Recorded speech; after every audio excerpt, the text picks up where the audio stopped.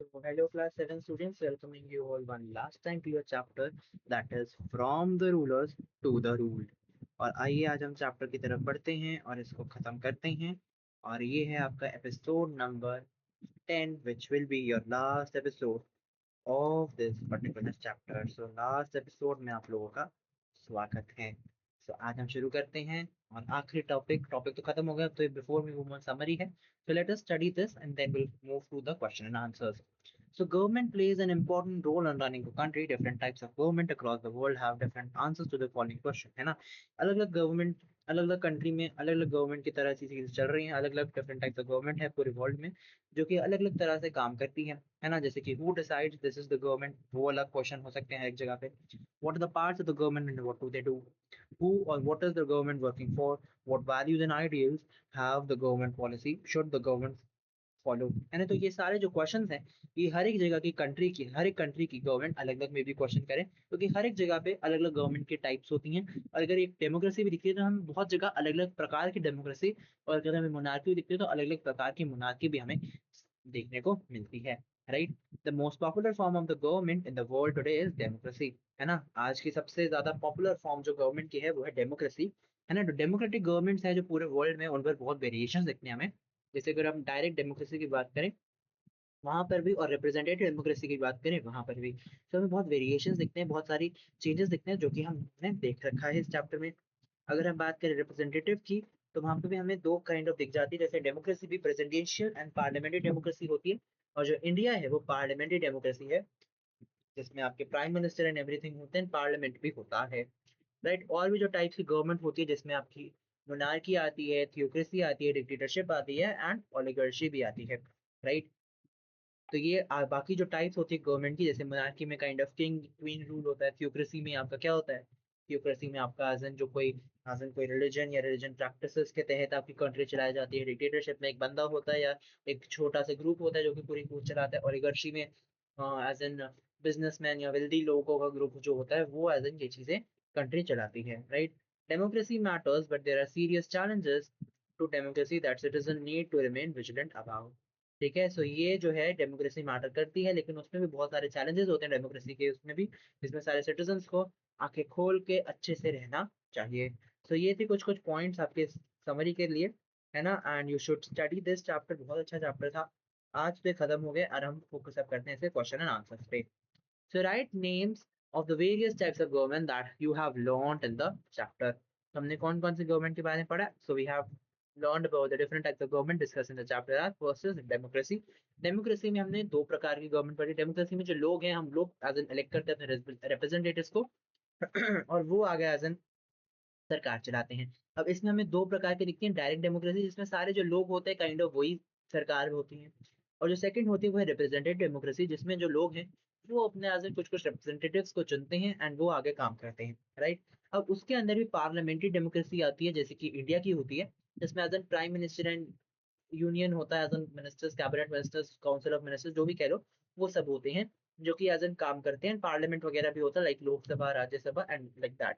Where presidential democracy भी होती है, जिसमें जैसे आपका यूएसए हो गया, जिसके अंदर आ गया आपका, राइट, जिसमें आपका प्रेसिडेंट का ज्यादा इंपॉर्टेंस होती है than your other things. Right. Then there is monarchy as well, जिसमें एक होती है एब्सोल्यूट मोनार्की, जिसमें आपका किंग क्वीन पूरी तरह से खुद ही रूल कर रहे हैं। There is no other governing body, और वो पूरा उनका जो एरिया है उसको वही गवर्न कर रहे हैं। Right. Second is constitutional monarchy, जैसे कि यूके या ब्रिटेन कह लीजिए, यूनाइटेड किंगडम, उसमें आती है।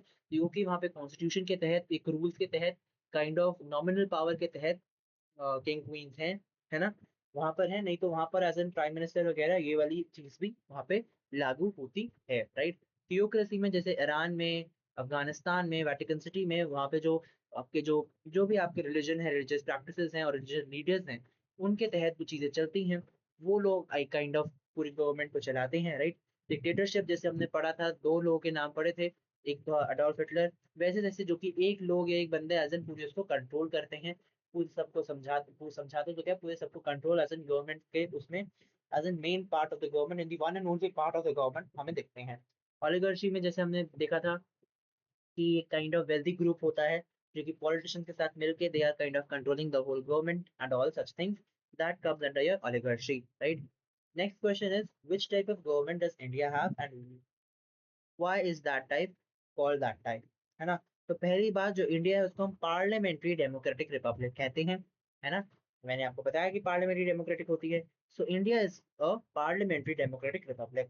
अब it is called democracy because the people elect their representative through regular elections, है ना। जितने भी इलेक्शंस होते हैं एरिया के, डिस्ट्रिक्ट के, स्टेट के, नेशन के, उसमें हम लोग अपने रिप्रेजेंटेटिव्स को खुद जाकर वोट देते हैं, इलेक्शन में इलेक्ट करते हैं। सो दैट इज व्हाई इसको डेमोक्रेसी कहते हैं। Then it is parliamentary because the prime minister and the council of ministers are responsible to the parliament, है ना। इधर एक पार्लियामेंट होता है जिसमें आपका prime minister and council of minister parliament की रिस्पॉन्सिबिलिटी होती है, like they are responsible to the parliament.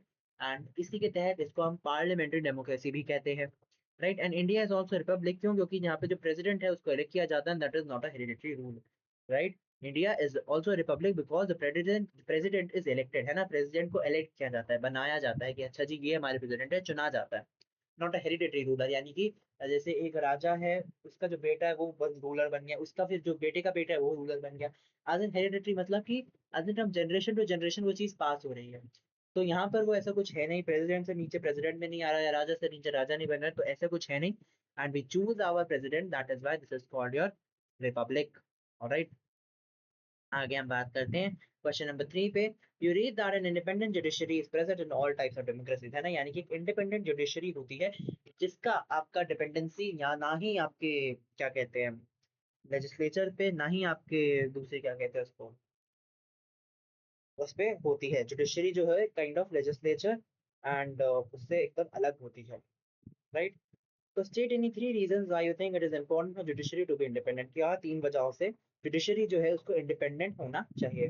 पहली चीज, it protects the fundamental right of citizens, है ना। ये जो फंडामेंटल राइट्स हैं लोगों के, सिटीजंस के, उनको वो प्रोटेक्ट करती है। सेकंड चीज, it ensures that everyone is equal before the law, ये बताती है कि जितने भी लोग हैं वो लॉ के सामने, लॉ के आगे सारे के सारे एक बराबर हैं, they are all equal. Third is it prevents the misuse of power by the government and provides fair justice without any political influence, यानी कि कोई भी मिसयूज जो होता है पावर का बाय गवर्नमेंट, यानी गवर्नमेंट कोई मिसयूज नहीं कर सकती उससे, चीजों से, पावर से, अथॉरिटी से खिलवाड़ नहीं कर सकती।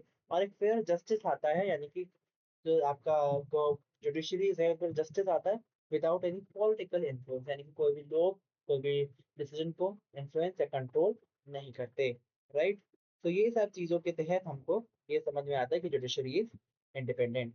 Do you think the democratic government is better than the other form of democracy और गवर्नमेंट, व्हाई? तो जो डेमोक्रेटिक गवर्नमेंट है वो बाकी सारे जितने भी फॉर्म्स है गवर्नमेंट के उससे अच्छी है, हमें ऐसा क्यों लगता है? So yes, democracy is better because it gives people the right to choose their government. It protects freedom, equality, justice and human rights, है ना। क्योंकि डेमोक्रेसी जो है बेटर है क्योंकि जो लोगों को हक देती है अपनी गवर्नमेंट को चुनने का, फ्रीडम को, इक्वालिटी को, जस्टिस एंड ह्यूमन राइट्स को वो बचा के रखती है ना, democratic government, right? And the government is accountable to the people and can be changed through elections if it does not work properly, है ना। जो गवर्नमेंट है वो लोगों के लिए अकाउंटेबल है, लोगों के लिए ही काम करे, तो इसलिए लोग की जो चीजें हैं उनको अकाउंटेबल, उनको आंसरेबल है। और अगर वो काम अच्छा नहीं करती हैं, ऐसा, if they do not do their work properly, तो उनको इलेक्शन के दौरान जब फिर से इलेक्शन हो रहे होंगे तब उनको हटाया जा सकता है, right. Democracy also encourages people public participation in governance, यानी कि गवर्नमेंट में पब्लिक का पार्टिसिपेशन भी डेमोक्रेसी में हमें दिखता है। और डेमोक्रेसी इंकरेज करती है कि लोग भी गवर्नमेंट चुनने में, गवर्नेंस में आज इन आपका साथ दें। तो this is all what we think of your democratic government. And क्यों डेमोक्रेटिक गवर्नमेंट आपकी बाकी कोई भी चीज, बाकी कोई भी other other form of government से बेहतरीन है, बेहतर भी नहीं बेहतरीन है, राइट। आगे हम देखते हैं match the practices of the type of government. तो देखते हैं जितनी भी प्रैक्टिसेस है हम वो सारी चीजें देखते हैं। First is all citizens are treated equally before the law, यानी कि लॉ के सामने, है ना, जुडिशरी के सामने, lawyer, law in the sense जो भी उनका रूल है, जो भी whatever they are having, उसके सामने जो सिटीजंस हैं तो सबको इक्वली ट्रीट किया जाता है।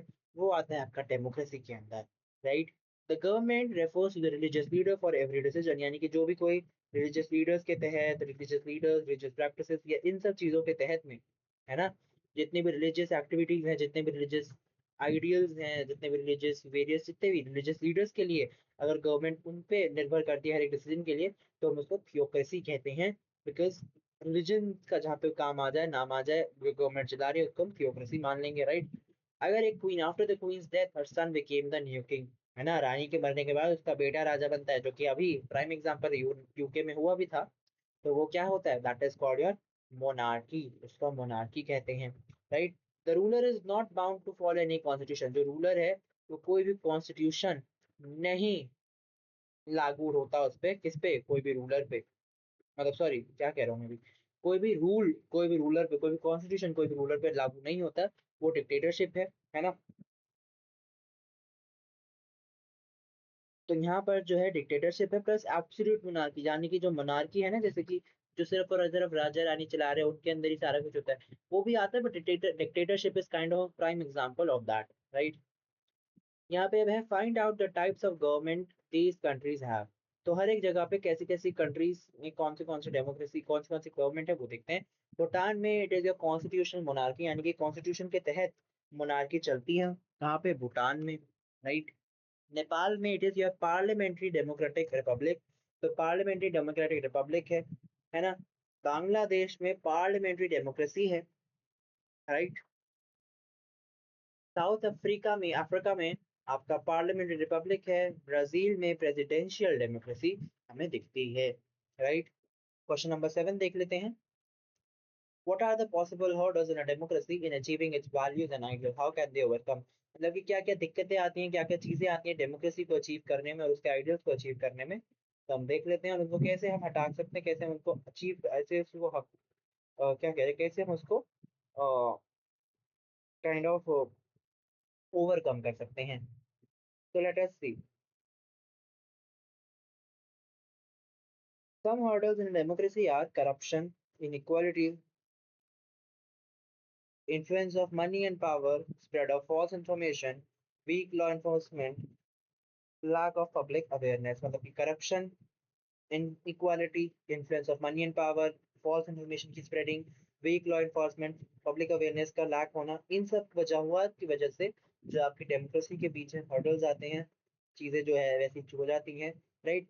These problems can be overcome by conducting free and fair election, making strict laws against corruption, providing equality, education and awareness, ensuring an independent judiciary, encouraging citizens to participate responsibly in democracy। यानी कि इन सबको हमें ऐसे free fair election करवा के और अच्छे से अच्छे स्ट्रिक्ट लॉ बना के करप्शन के तहत में एक क्वालिटी एजुकेशन और अवेयरनेस पे लाके एक इंडिपेंडेंट जुडिशरी बना के और साथ ही साथ सिटीजन्स को आदन ये बता के कि उनको भी डेमोक्रेसी में रिस्पॉन्सिबिलिटी से पार्टिसिपेट करना है। इससे हम इस सारी दिक्कतों से ओवरकम कर सकते हैं, इन सारी दिक्कतों से छुटकारा पाके आगे बढ़ सकते हैं, राइट। तो लास्ट क्वेश्चन देख लेते हैं हमारे इस चैप्टर का और इस क्वेश्चन एंड एक्टिविटीज का भी। So that is democracy is different from monarchy and dictatorship. Explain. So देखिए डेमोक्रेसी कैसे मोनार्की और डिक्टेटरशिप से अलग है।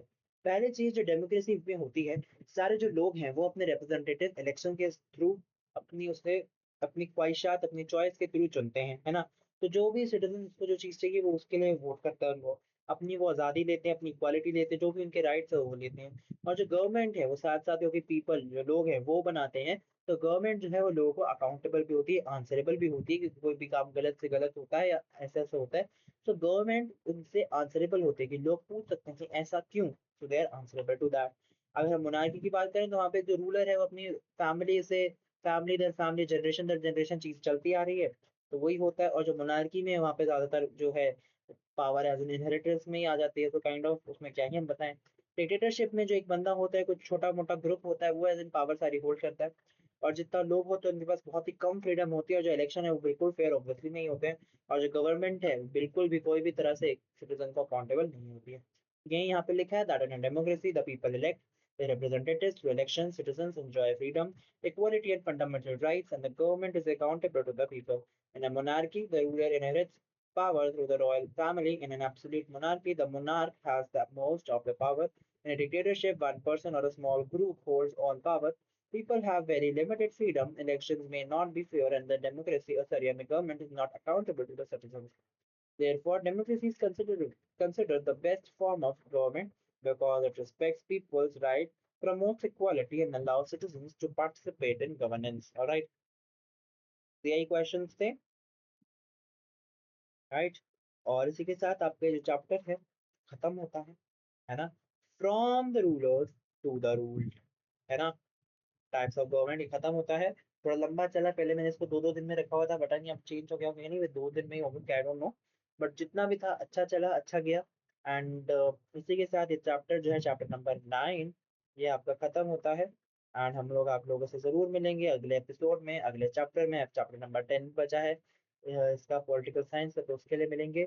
और ये था आपका लास्ट एपिसोड, तो आपको एपिसोड नंबर 1 से लेकर के एपिसोड नंबर 10 तक देखना है। आपका अगर ये चेंज ना हुआ हो, और जब मैंने वीडियो बनाई है तब से ये आपका हर दिन Monday and Tuesday at 9 p.m. आता होगा। तो जो भी वीडियोस होगी वो आ चुकी होगी। So do not forget to watch and tune in if you have left any episode. So do not forget to go and watch that episode, है ना। कोई भी बीच में चीज छूट जाएगी, समझ में आने में फिर दिक्कत होगी, तो इसलिए जाके देख लीजिए। और आज के लिए मैं बंद करता हूँ इसको चैप्टर नंबर 10 के साथ। बहुत जल्द मैं आप लोगों के साथ मिलूंगा, तब तक के लिए bye bye, take care and will meet you all very soon.